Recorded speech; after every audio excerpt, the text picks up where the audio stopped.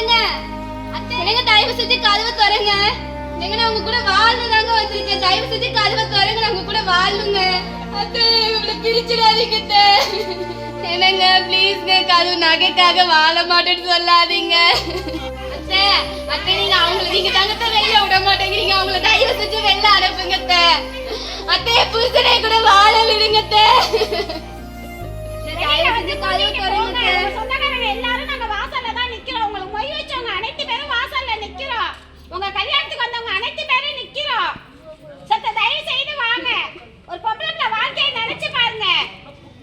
என்னங்க வெளில வாங்க தயவு செஞ்சு.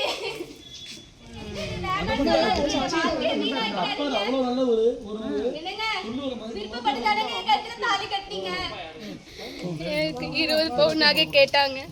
கல்யாணம் ஒரு 2 மாதம் இருக்கும்போது கால் அப்பாவுக்கு ஆக்சிடென்ட் ஆகிடுச்சு. அதனால அப்பா எல்லாம் சீர்ஜமாவும் செஞ்சுட்டாங்க. நகை மட்டும் போட முடியல. அந்த நகைக்காக கல்யாணம் 1.5 வருஷம் ஆகுது. இந்த நகை கேட்டு 1.5 வருஷமாக அவ்வளோ சித்திரவதைப்படுத்துகிறாங்க. நகை கேட்டு அவ்வளோ டார்ச்சர் பண்ணுறாங்க. அடிக்கிறது, கொடுமைப்படுத்துறது, அசிங்கமாக பேசுறது, மாமனார் தப்பான முறையில் பேசுகிறாரு. அதை கேட்க போய் அப்பா அம்மா சொன்னதுக்கு டிவோர்ஸ் பண்ணுறாங்க, அறுத்து கட்டுவேன்னு சொல்கிறாங்க. வாழவே விட மாட்டேங்கிறாங்க. புருஷன் இறங்கி வந்தாலும் அவங்கள புருஷனை வீட்டை விட்டு வெளியே விட மாட்டேங்கிறாங்க. கூட பேசக்கூட விட மாட்டேங்கிறாங்க. 6 மாதம் ஆகிடுச்சு. 6 மாதமாக அவங்கள பார்க்கணும். ஆஃபீஸ் போய் நிற்கிறேன். எல்லாருலேயும் அவங்கள போய் பார்க்கணும் நிற்கிறேன். அவங்கள பார்க்க கூட என்னை விட மாட்டேங்கிறாங்க. என்னை வாழ வைக்கவே விட மாட்டேங்க. என்னை தயவு செஞ்சு வாழ வைங்க.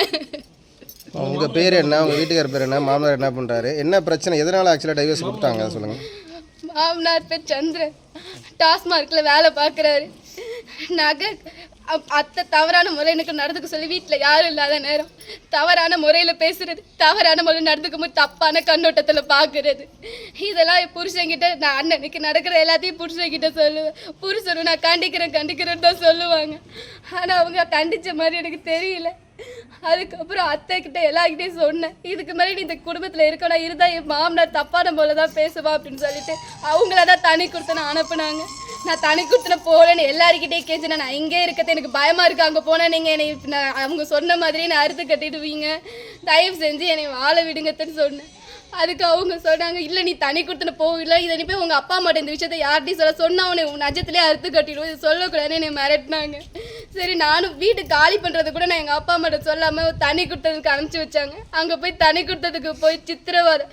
காலையில் 6 மணிக்கு ஆஃபீஸ்க்கு போகிறது, நைட்டு 12 மணிக்கு வீட்டுக்கு வருது. ஏங்க வீட்டுக்கு வந்தீங்கன்னு கேட்டால் அதுக்கும் அடிக்கிறது, சந்தேகம் பிடிக்கிறது.